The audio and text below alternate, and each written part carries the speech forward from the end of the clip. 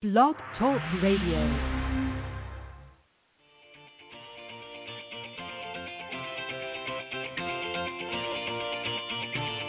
Good morning, everyone. Welcome to the Women of Golf Show. I'm Ted Odorico, and joining me is LPGA professional Cindy Miller, and we are your hosts. We're broadcasting live every Tuesday morning from 9 to 10 a.m. Eastern here on the blogtalkradio.com network, bringing you some of the best golfers, teacher professionals, and entrepreneurs helping to elevate women's golf. We're so glad you decided to join us this morning, so grab your coffee and let's get started.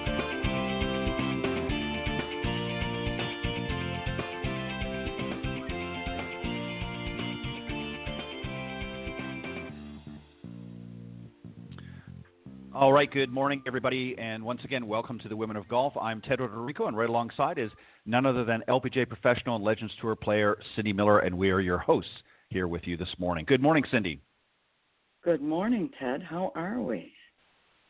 I am doing well. It's a little overcast today, a little cooler, definitely some fall weather. What's happening up in Buffalo? It's raining and yucky, but yeah. Friday's supposed to be 74 degrees, which is like really. Wow. Yeah, that's unusual for this time of year up there. But all right, we will endeavor to work through our drizzly day, if you will. But we're glad everybody joined us this morning. Quick couple of notes: we're going to be joined very soon here by a young lady off the Symetra tour, and then a little bit later on. Melia is going to be joining us. She's a Class A LPGA teacher professional and the head women's golf coach at Monmouth University. But first, let me remind everyone, Women of Golf is brought to you by the iGolf Sports Network and Golf Tips Magazine. iGolf Sports is a live stream broadcast and media production company providing top-quality programming designed to attract the golfing enthusiast. Golf Tips, the game's most in-depth instruction magazine, offering insightful reviews on the latest equipment, tips from top PGA and LPGA teacher professionals, all designed to help improve your game from tee to green. So subscribe today. Go to golftipsmag.com. And just a quick side note, if you check under the subscription button, you can also now get golf tips, if you so choose, as purely a digital option only. So you can get to the prints, you can get a print and digital, or you can just get the digital option. So check it out. It's new, and for those that you prefer the digital option, it's now available. Just go to golftipsmag.com. All right, our first guest this morning is Symetra Tour player Karen Chung, and she's born April 11th, 1995, and is a native, it says here, of Livingston, New Jersey. But I believe she's in around the Orlando area now is where she's calling home. We'll ask her about that. She was the member of the victorious team USA at the 2012 Junior Ryder Cup, and she was also a two-time member of Team USA for the Junior Solheim Cup in 2011-13. She's also competed in the 2016 Anna Inspiration as a tournament sponsor exemption, and also the 2016 Women's Golf Coaches Association. She received an honorable mention All-American, and she is on the Symetra Tour now, and she actually has back in 2019, made 10 cuts across her 11 starts, and this year she's kind of taking it a little easy given what's been going on. We'll ask her about that and more. So please, Cindy, let's welcome our very special guest this morning, Karen Chung. Good morning. Hello. How are you guys today? We're doing great. How are you? Yeah. Good. Where are you? I am in Orlando right now. And how is the weather? It is still sticky and humid, but it is cooling down, so I'm happy. That's good, because it can get really sticky and humid in Orlando. Oh, yeah, and it's been raining so much here. I was telling everybody that Florida is going to become an island here soon. Really? Yeah. Oh, that sucks. Mm-hmm. So you played last week, and you played well. Yes.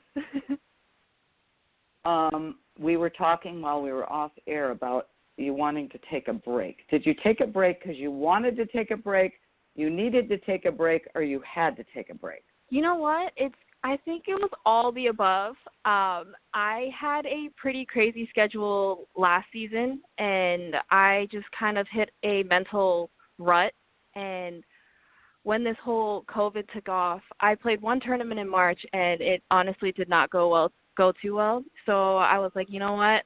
This is my only chance. I'm just going to take a break and live as a normal human being for once and just kind of learn more about myself, you know? Good for you. Thank you. So let me ask you, because I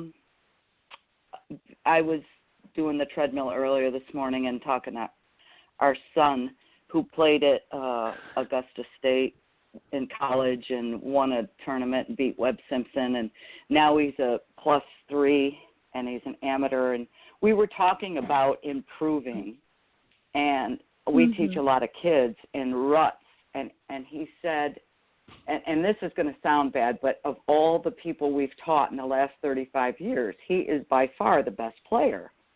And he said, you know, people would say, well, that's because both your parents played on tour. And he's like, nah, I got a brother and sister that are terrible. So what do you need to have inside you that makes you want to continue getting blisters, bleeding, having a hard time believing, and never, ever giving up to get better? What is it that you have to have? Oh, wow. I think for me, in my personal journey, it was just finally just realizing that I was feeling really crappy and just kind of coming to terms that, you know what, it's fine to feel bad sometimes. And it's like a stepping stone, I guess, to kind of like look back on why you're feeling bad and like just to have that time to kind of reflect on everything. I agree. I feel like you just have to say, why am I doing this? And what do I want? And when I used to come home after missing the cut, you know, oh, what's the matter? Why are you playing so bad? You know, you should do this, you should do that. And I'm like, nobody asked you, right? And one time I even said to my mother, I said, I don't want to hear it this week. It's Be Nice to Cindy week. And exactly. Right? It's like, just shut up, because everything you do, the whole world can see, because your bad mistakes or your mistakes that you make are publicized, right? And, you know, for me, it was in the paper because there was no internet then. But again, you have to stop and reflect and say, why do I really want to do this, and what do I want out of it? And I think once you come to terms with that, everything changes. Don't you think? Exactly. Yeah, I mean, that's what helped me to get through everything I went through these past couple of months. Cool. All right, I'll leave you alone now. Ted, go ahead. No, you're fine. I got to tell you, I think that question was tougher than the SATs. That's a tough question, you know. I think for everybody. Yeah, but you did a beautiful job, Karen, in responding. So kudos to you. Thank you. But no, seriously, you know, it is tough when you think about it, because you really have to. And I know, Cindy, we've mentioned, or I've mentioned this many times on the show, but we've talked about this. You know, we've had a lot of these young ladies coming up off the Symetra tour who really struggled, you know, very early on, and, you know, didn't have a win, and, you know, got close a few times, and this, that, and the other. And then finally one day they just really had to kind of do a little bit of a sort of deep soul searching and just say, you know what, I just need to go out there and have fun and just enjoy myself and just be so grateful that I have this opportunity, that this is my career choice. I mean, how many people get to go and play golf every day? You know, that sort of thing. And lo and behold, suddenly the wins started happening. And, you know, so Karen, I think for you, do you kind of agree with that a little bit, that sometimes, especially early on, like last year, you know, you made quite a few cuts, Nat, you finished, your best finish was 4th at the inaugural Sky Golf Championship. So you certainly had a pretty decent season, maybe not to your liking, but it was pretty decent. But do you feel sometimes that, especially when you first come out on tour, you put so much pressure. Everything's got to be perfect. The swing's got to look perfect. I got to make the right decision every single time, that you just overwhelm yourself. What do you think? Yeah, I mean, I totally agree with what you just said. My rookie year was actually 2017, and I was actually on the LPGA tour. And, I've got to play most of the tournaments that year, but I did not do too well. And then I came back to Symetra, got my card again last year, and was conditional and was playing both tours, but lost my card again. And, you're human. You're going to look back. You're going to start bashing yourself. And when you start bashing yourself, you're comparing yourself to others, and that's kind of how I got into the rut. And I think, to be quite honest, this is going to sound really weird, I think that's the best thing that's happened to me, because it finally made me realize, you know what, you need to take a chill pill and just kind of accept, your journey, everybody has different paths, everybody has, a different way to get there, and you just have to realize at the end of the day, if you're just working towards your goal and you're happy with how you're approaching everything, you'll get there. Just don't know when, but you'll get there. You know what else? Yeah. I think that's great, but I think one of the guests that we had a perspective of, this is for the long haul. So if you're, and look how good, look at all the accomplishments that you've achieved.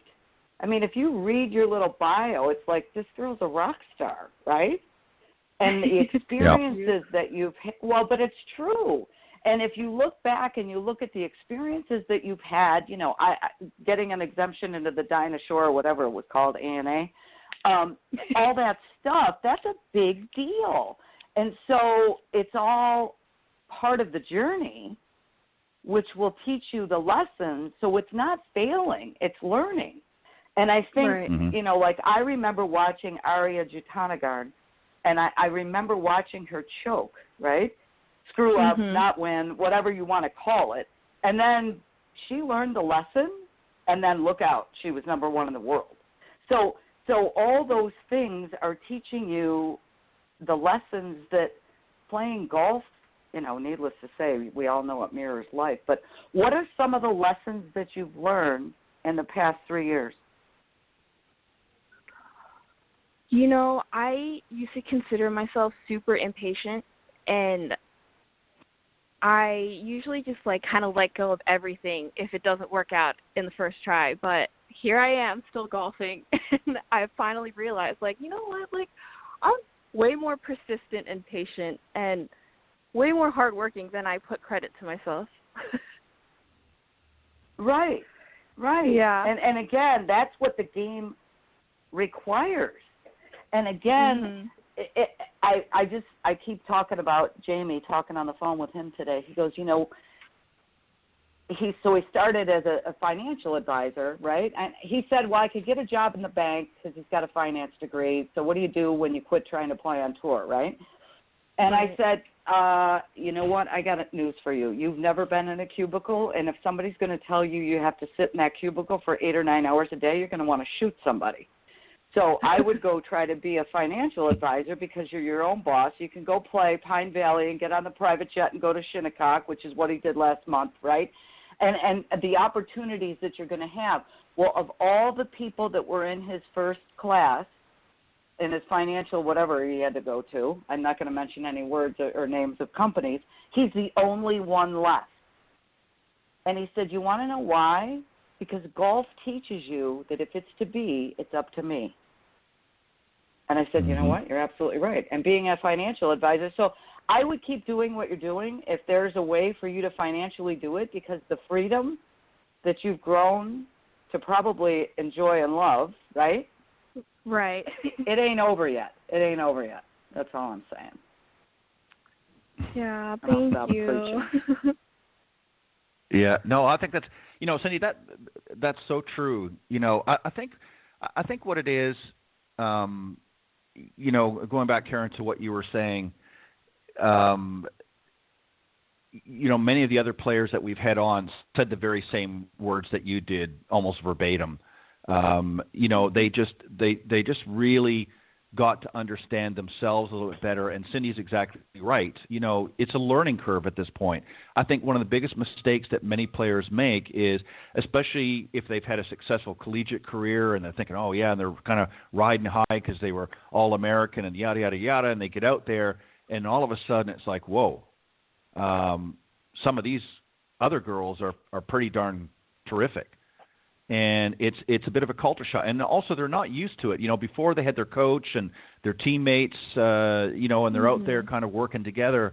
Now all of a sudden it's just you and, right. Against the world. And, you get out there and you're grinding it, you're practicing hard, and you think, I just don't get it. I'm out here working just as hard or harder than some other one, and it's just not happening. And I think what it is you just put ultimately too much pressure on yourself. But it is all about you. I mean, you can create your own path to success. And I think that, those wins will come as time goes on. And you will become smarter and smarter every season. Your first season out was probably a bit of a shock to you because you're thinking, wow, there's just so much going on. I don't know where to go. I've never played this course before. Yeah. All these different things, right? And and you're playing up against people that maybe have been there a couple of times before, and they know the course, and and you're by yourself. You're traveling by yourself, and for the most part. So let me go back to this past weekend. Of course, was the Mission Hill Resort and Club Championship, and you tied fifth, which is certainly nothing to sneeze at. What do you think was during your rounds? What was your strongest, and what was your weakest part of your game? Let's see. I think my strongest was just staying in it all weekend. I actually haven't been playing too much tournament golf until these past couple of weeks.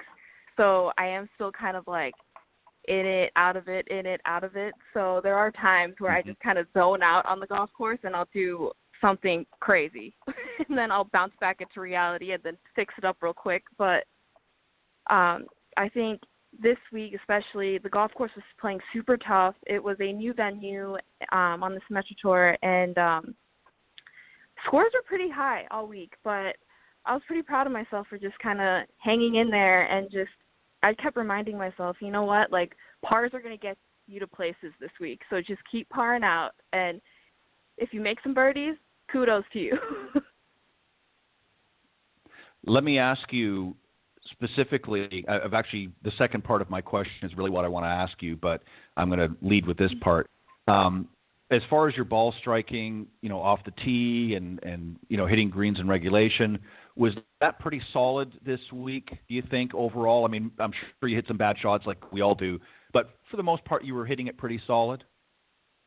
Yeah, for the most part, I was hitting it pretty solid. I mean, on average, I think I was hitting like 14 to 16 greens around this whole week. So my second shots going into the green were pretty good. My driver was a little shaky. It was a little 50-50, but my second shots and my putting helped me out a lot this week. So having said that, and I anticipate it, and the reason why I'm asking you this question now is because of something that you said that you kind of zoned out here and there.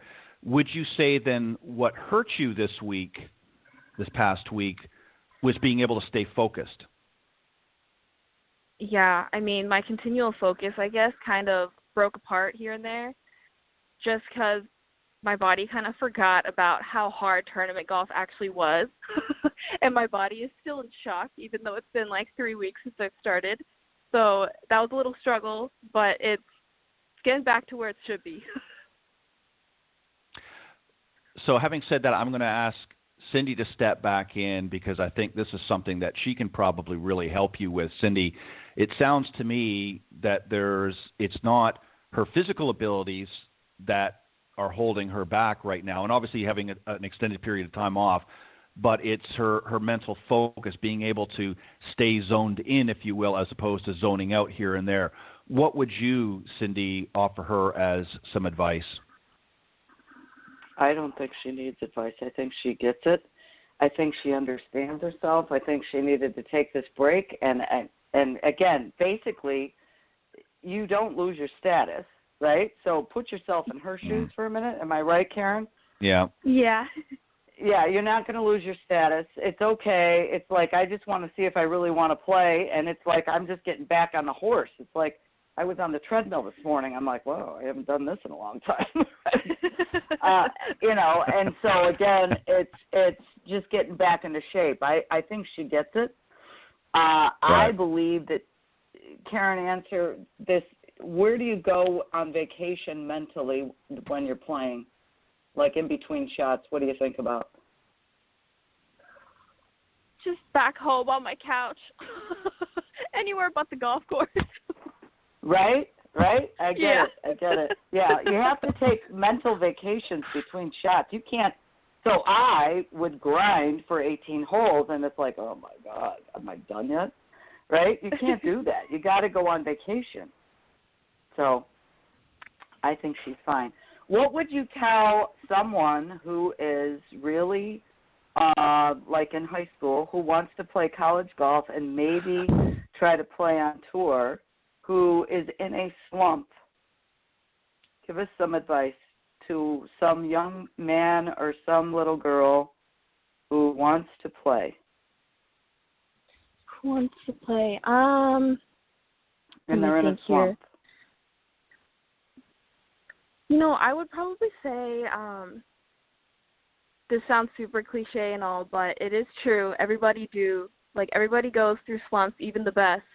And like you said earlier, Cindy, it's every day is a learning process. And I know when you're in high school, that's a hard concept to kind of grab, but you just have to keep at it, And sometimes if you're not happy and you're like, you know what, like, I really don't want to do this right now. It does not make me happy. Take a break. It's fine. Like, golf will always be there. And I believe if you really want to pick it up and you want to take off with it, you have to jump in when you're ready, like when you're mentally ready, when you're physically ready. And sometimes it's okay to kind of just take your hands off of golf. And if you feel like you're in a slump, like, just let it go for a bit. And then when you kind of forget about it, just come back, step back in. Because when you're in high school, you have all the time in the world. Got it. Mm-hmm. Got it. Ted? All right.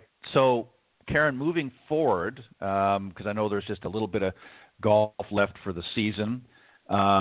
You mentioned off air earlier you're back in Orlando right now, just kind of taking it easy. When's your next event, and are you going to do anything to special to prepare for it? No, to be honest, our last two events, it's kind of crazy, our schedule. We kind of go back to back, and we're up in North Carolina. Our first event's in Pinehurst, which starts on Monday. And this week, I'm just going to be in Orlando. Nothing really special. I'm just going to stick with my routine. I'm taking today off. I took yesterday off. I'll probably take tomorrow off and then just practice Thursday, Friday, drive up Saturday, and then see what the week has for me. Awesome. I think that, I think, sometimes you have to do that. I think, as we were talking about earlier, I think you just have to give yourself a break and not get so overly focused on everything. And as Cindy pointed out a moment ago, in between the shots, one of the mistakes I think a lot of golfers make is they're just constantly in the zone for the whole 18 holes. They don't give themselves a mental break, and by the end of the round they're exhausted. And then you string a few rounds together, you're almost dead by the end of it. So I think that's good that you're giving yourself a break, and your limitations. That's the thing too, is nobody else knows your limitations but you. So I think, if you feel you need some rest and you need to, kind of get to things a little bit later on, your body, your mental capacity and what you can handle. So I think that, you'll push yourself when you need to push yourself, and you'll back off when you need to back off. And I think you'll write your own ticket to success by doing that. Well, Karen, we want to thank you for joining us this morning, and best of luck the rest of the season, and enjoy the rest of your week. Thank you so much. I think I talked to you guys last year too, so thank you so much for inviting me back. I think yeah, so. you did after you won the Donald Ross, right? Yeah, I got second there, but yeah, it was after that week. Yeah, I think so. I got thinking about it after, and I said, I think Karen's been on with us before, so exactly. That just shows we're getting old. All right, well, listen, Karen, thank you very much, and good luck. Well, I can speak for myself. Good luck the rest of the season, and come back and see us real soon. Yes, thank you so much, guys. Stay safe. Yeah, you too. All right, you good too. luck, Bye-bye. honey. Have fun. Thank you. Bye. Bye. All right, that was Karen Chung from the Symetra /LPGA Tour.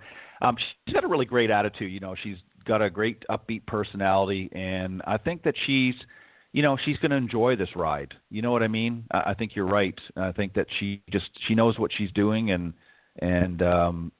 she's going to carve out her own destiny, as it were. And if it means I'm going to take, you got to do for you, you know.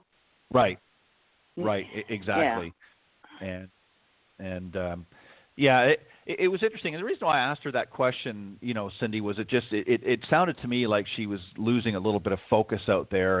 And sometimes I think that can happen. We get, we kind of get too, laser focused on things. And then sometimes when things aren't going your way, you kind of drift off. And I think it can be, it's got to be difficult for a lot of people out there that play tournament golf to stay focused, for 3 or 4 rounds, depending on, what event you're playing in. And there's going to be times when you're going to be on the ball, and there's going to be other times where you're just like, get me to the parking lot. I got to go. I can't deal with this anymore. So, Right. Well, Cindy, you felt that way, and you've said that yourself. There was times when just things were not going well, and it wasn't just because you weren't playing well, but just mentally, you just, true or false, there were times when mentally you just were not there. You wanted to be in the tournament, you wanted to play in the tournament, but mentally you just, for whatever reason, I always term it as your heart isn't in it at that particular moment.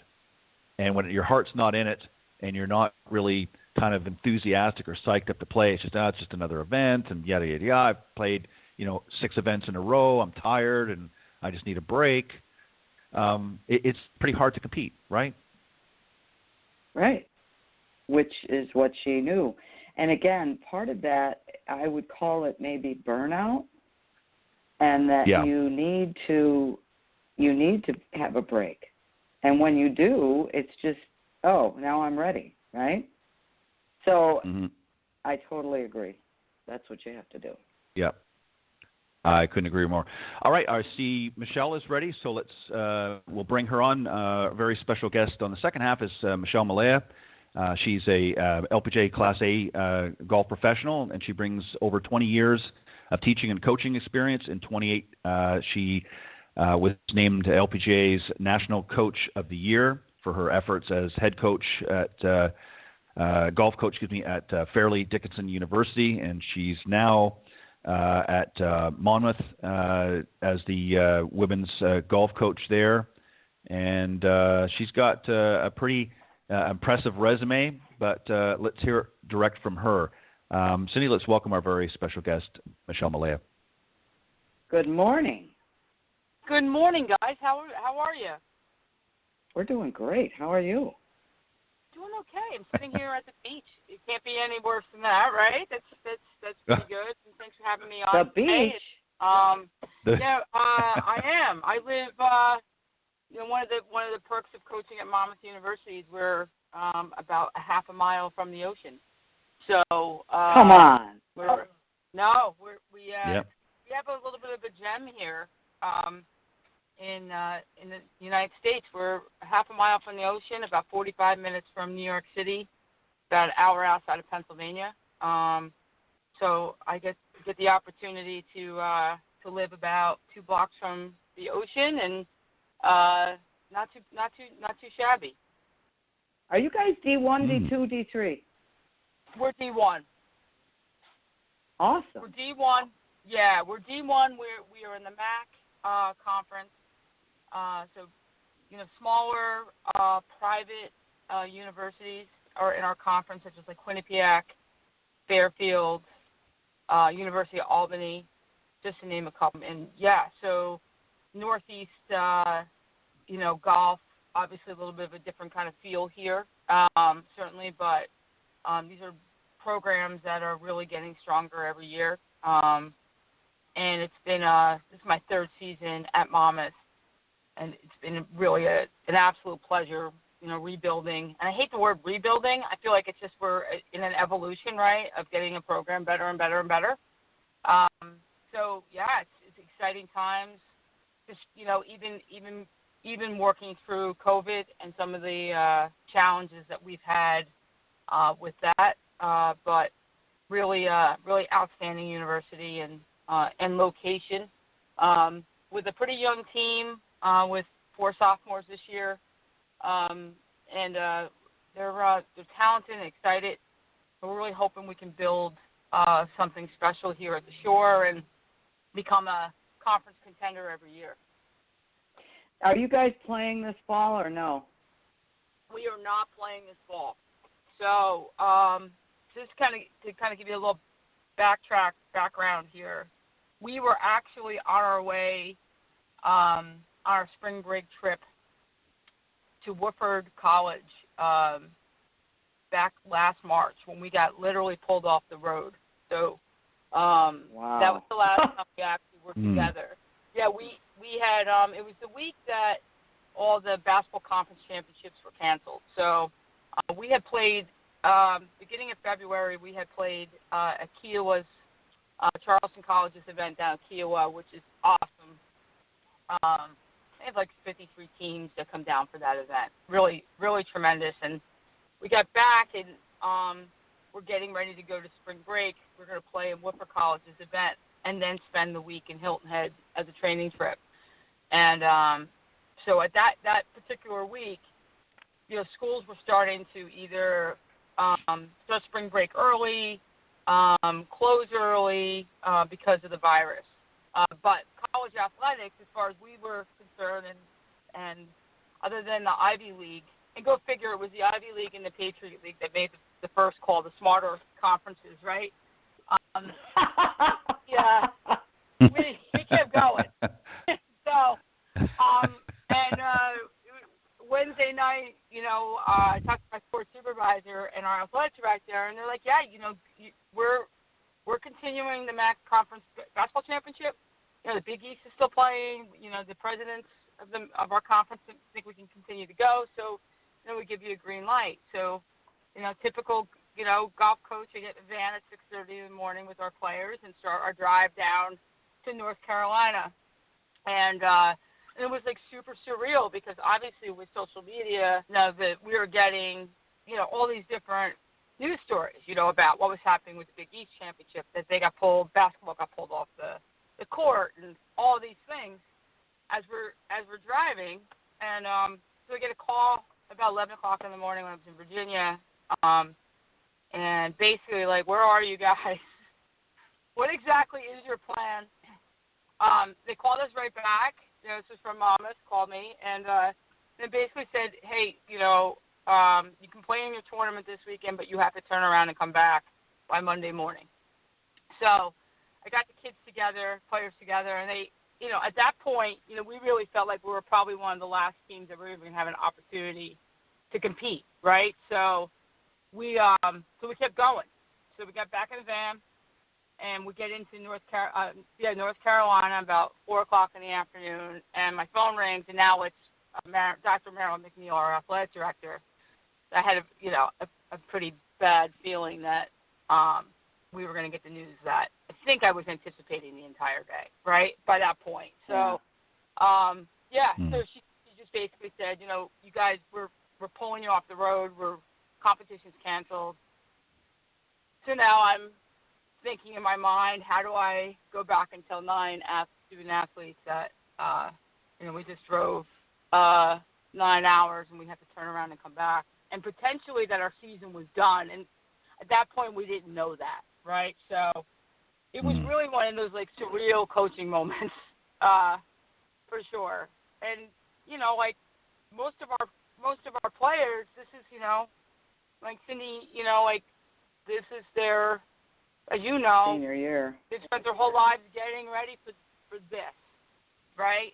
For getting ready for Division I golf or getting ready for college golf. Many of them are not going to move on and play, maybe not play competitively, and certainly most of them are not going to play professionally, So it was very, very, very heavy-hearted.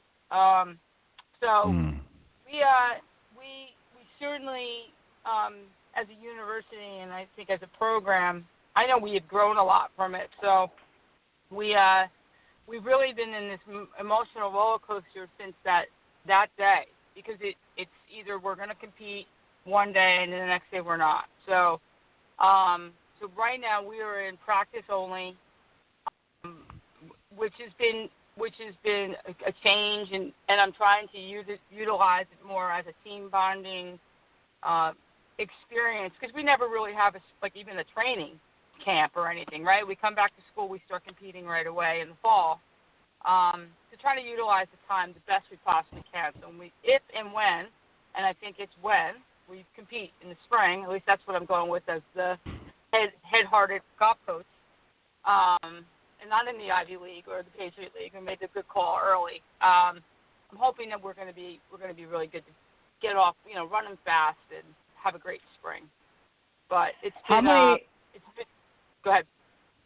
How many seniors came back for a fifth year? One.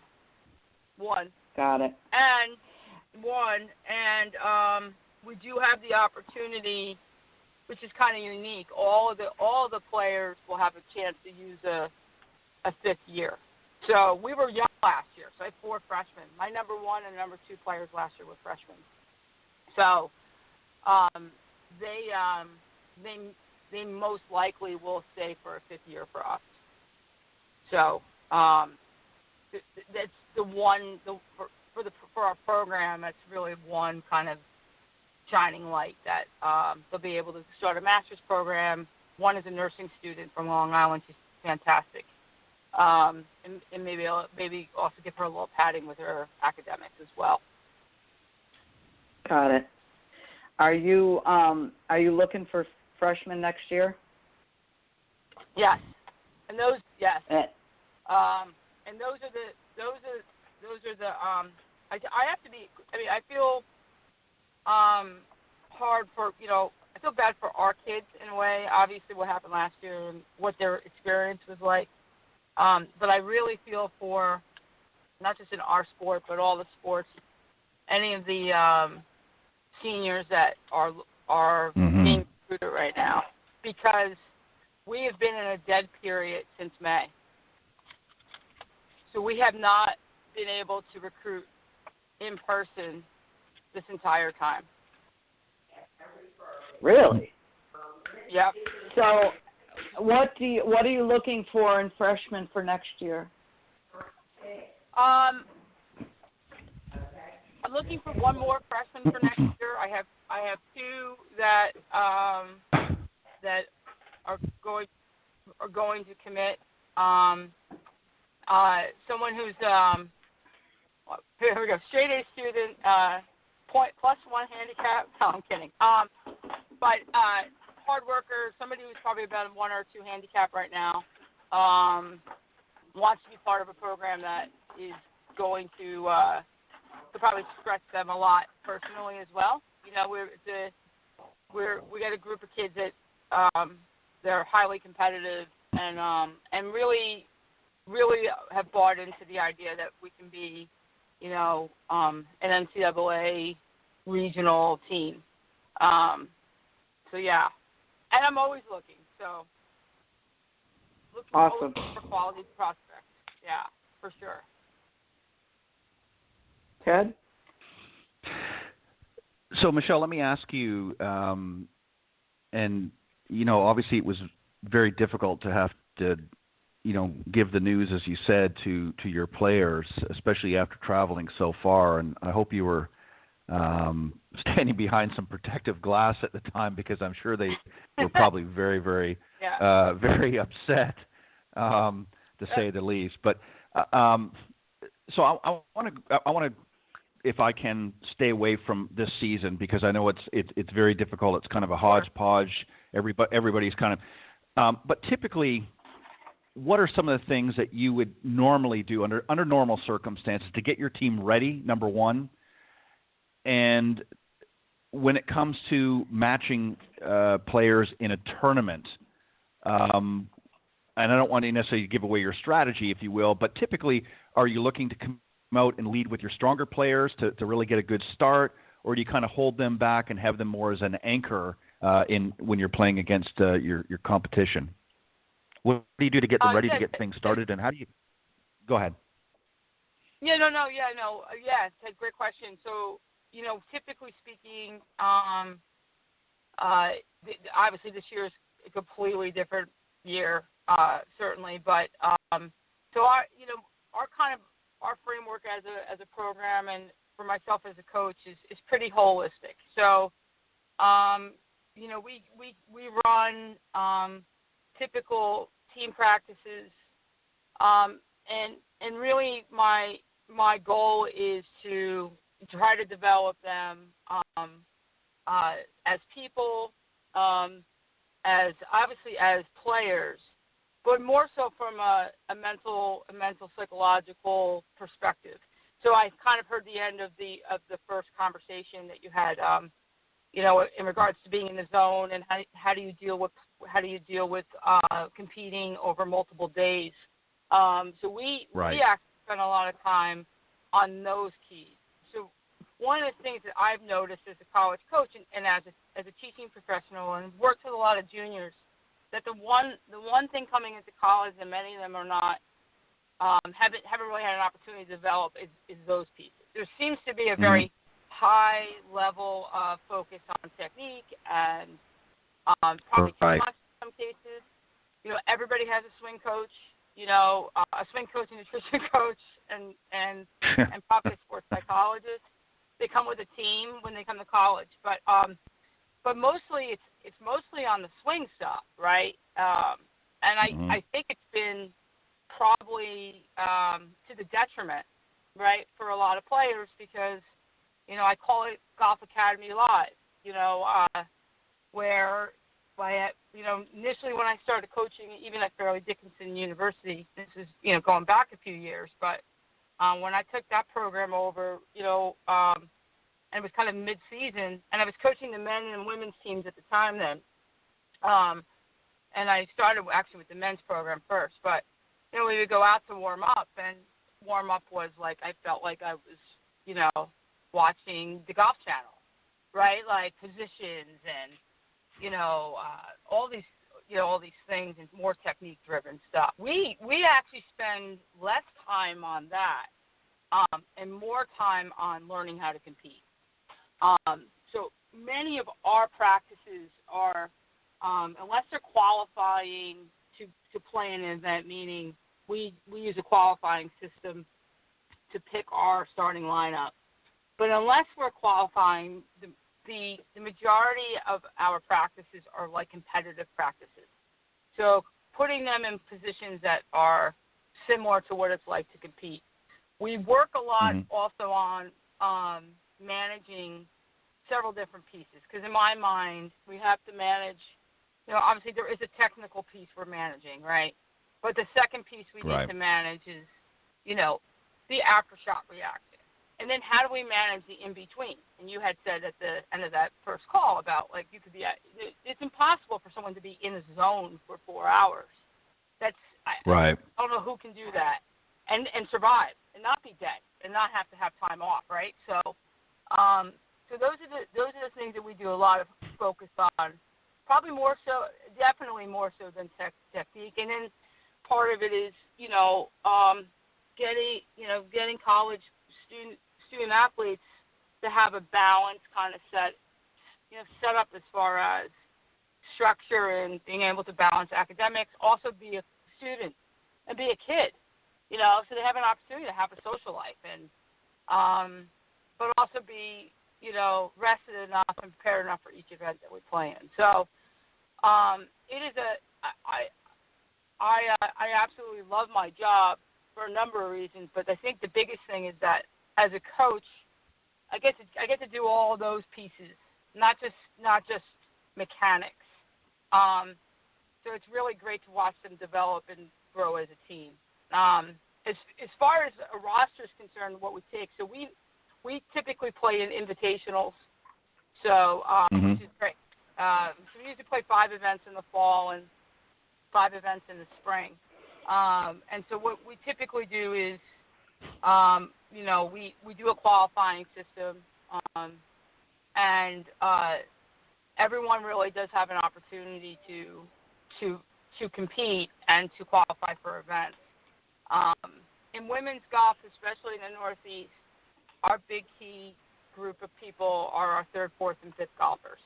Those tend to be our anchor people, even if they're not our strongest player from a scoring perspective, but they need to be. Right. So, because that's how you win a conference championship. There's the majority of our schools out here, our number 1, number 2, number 3 players are going to shoot mid 70s and maybe lower, and then it's really going to be that 4th and 5th spot. We compete with 5 players and the top 4 scores count.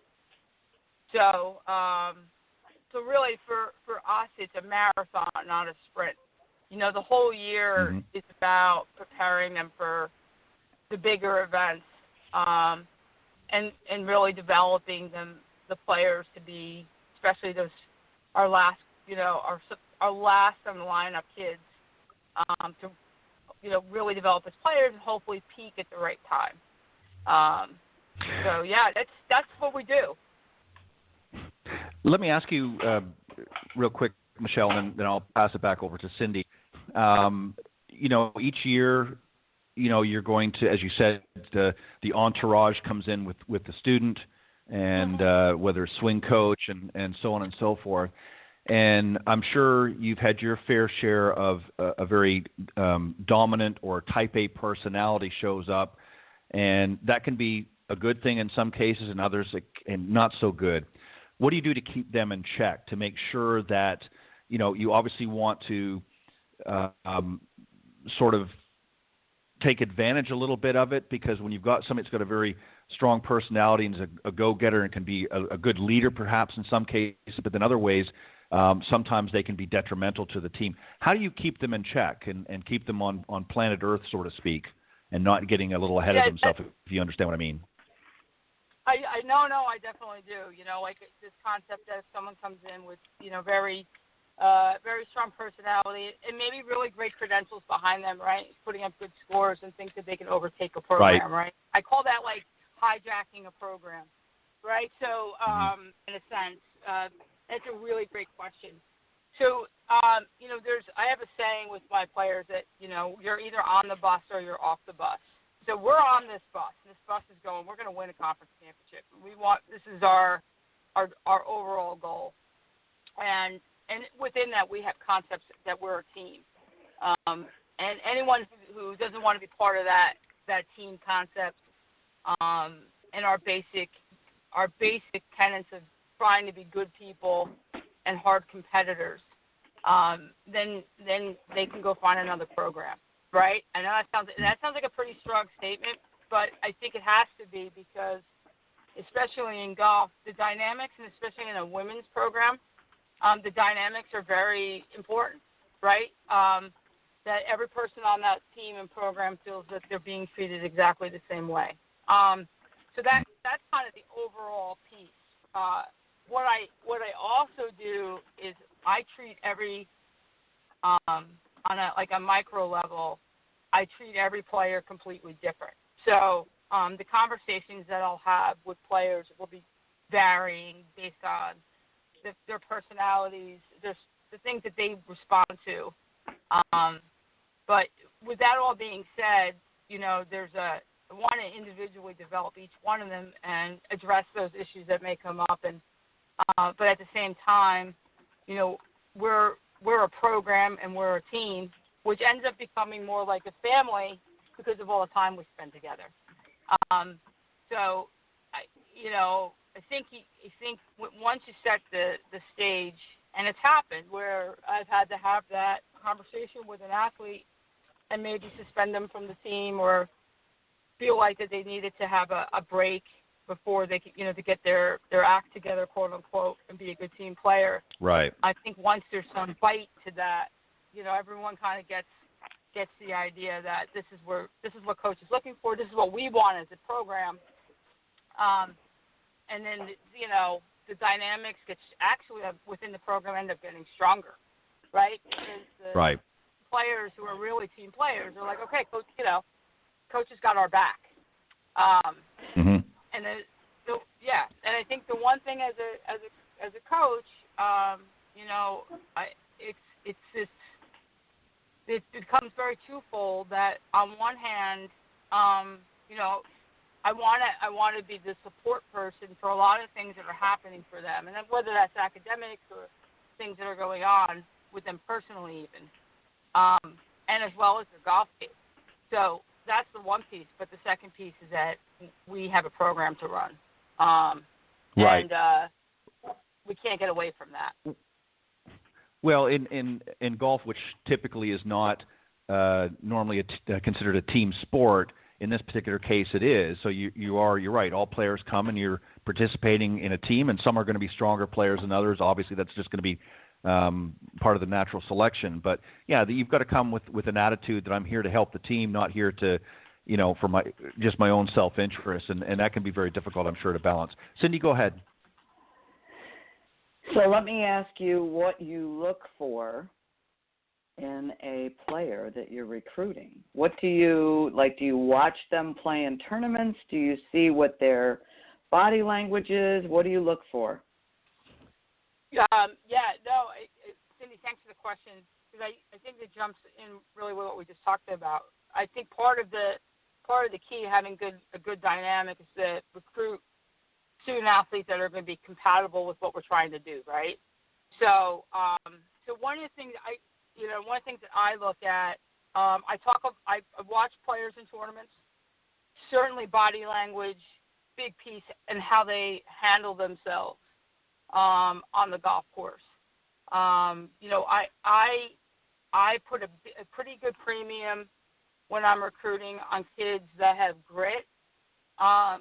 Golf, as we know, is the only thing consistent about it is that it's inconsistent, right? It's a challenging game with lots of ups and downs, and sometimes more downs than ups.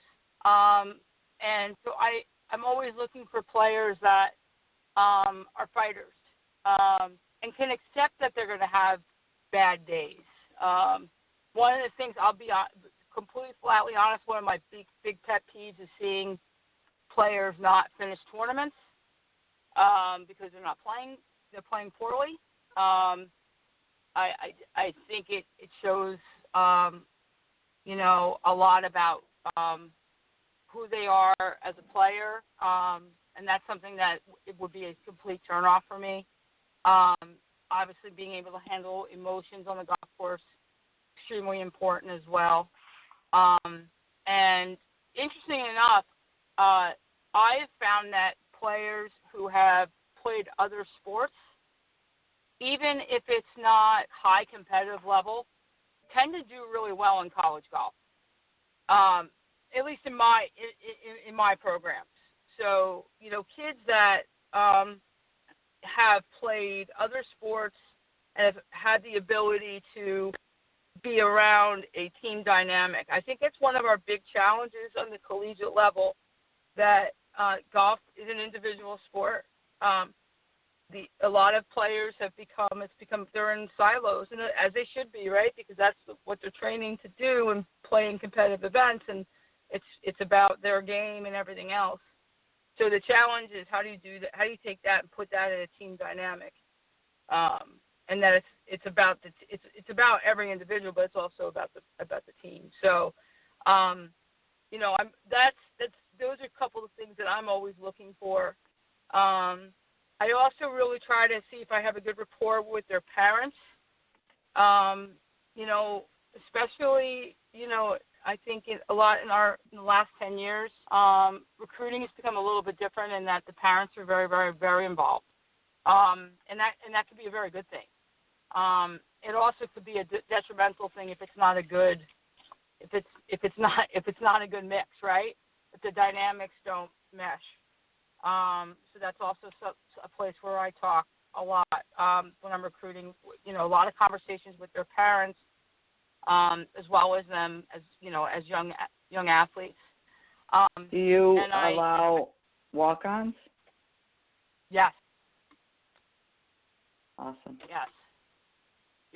Ted, go ahead. I have a player on my team right now who's a walk-on who's turned out to be an absolute gem for us for a number of levels, awesome. number of reasons. So yeah, absolutely. Good. Awesome. Michelle, we only have a few minutes left, but I wanted to give you an opportunity because I noticed something when I was going through getting everything ready for this morning. Tell us a little bit about, or what you can, about Golf Cave. Yeah. Oh, yeah. Absolutely. So Golf Cave is it's really awesome indoor facility that they're just about to open up their third location in New Jersey. And pretty neat that the owners, it's a family-owned business, which is fantastic. They're not golfers. I mean, they're more on the computer side than golfers. So basically they put together these indoor facilities that, to me, are second to none in regards to the technology. So all equipped with TrackMan, video equipment, really awesome. So last year, the president of their company, he and I had a conversation, and he asked me, we really feel like we need to get more women involved here. You know, the majority of our members who come in are guys. How do we get more women involved? How can we make this more inviting for women and families to come and use our facility? So we developed a program called the Golf Cave Women's Academy, and this was right before COVID. So we offered some classes, and in the first set of classes, we had 40 people sign up between all four sections, which was fantastic. Like kind of rolling it out, and really the concept for me was to see if we could build a community of women golfers. So from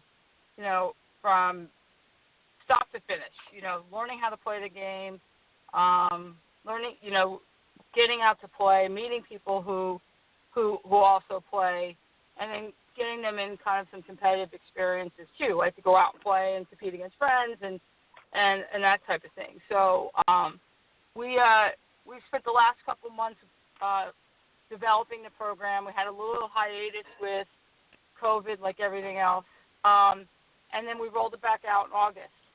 And same thing happened. We have now overall about 100 women involved in the program. This past weekend, we had our first ever golf outing for our program. We had over 20 women come out, all relatively new players. Some first learned how to play at Golf Cave in these programs.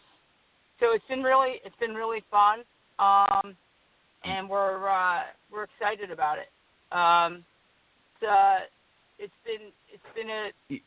It's been great to see the reception that we have. It's almost as if people were starving for it, to kind of take it off, making more inclusive. It's been great. Right. Let me just let the folks know real quick, if they want to go and learn more about it, they can go to golfcave.com. That's golfcave.com, and they can learn more about it and check out some of the great features of those locations. Well, Michelle, we want to thank you very much for joining us this morning. Unfortunately, we're coming out of time here, but we appreciate you coming on and sharing your thoughts and perspective in this great game of golf. Hey, thanks so much. I was really excited to be on today, and I appreciate the time, and you guys stay safe, and hopefully we'll talk soon. Absolutely. All right. Thank you very much. All right. Thanks, Michelle. Thank you. Bye-bye. Bye-bye. All right. That was Michelle Melia, women's golf coach at Monmouth University. And also want to, once again, thank Karen Chung from the Symetra Tour for joining us on the first half. On behalf of Cindy Miller, I'm Ted Odorico. Thanks, everybody, for joining us. God bless. Have a great week, and we'll see you next week here on the Women of Golf. Thanks, Cindy. Thanks, Ted.